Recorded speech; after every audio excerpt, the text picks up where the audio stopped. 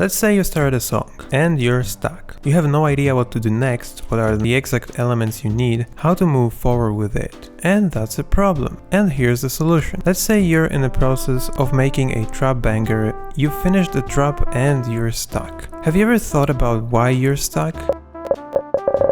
I did, and the answer is very simple. It's the need for knowledge. You're in the process of learning to make music, and being stuck means you need to learn new things, which is good. And if you're conscious about this, it's very good for you. So you've made a drop, it's decent.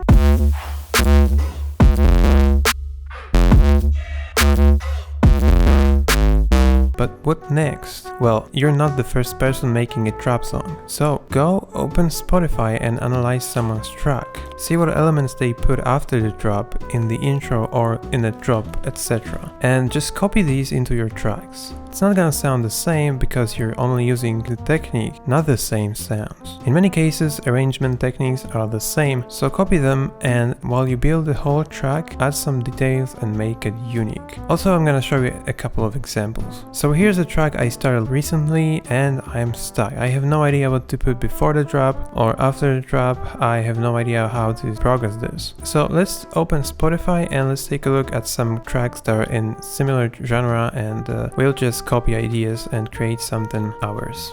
Okay, so I chose track from Phase 1's newest album and I started analyzing the arrangement. And then I've written down every element that I noticed in the track, and this is a thing I really highly recommend if you're analyzing something. Just write down a thing you notice in like a notepad or something, and then when you work on your project you actually have a full list of stuff to do. You can see most of the elements I noticed on the screen right now, and I'm gonna take them and put it into my track using my own elements.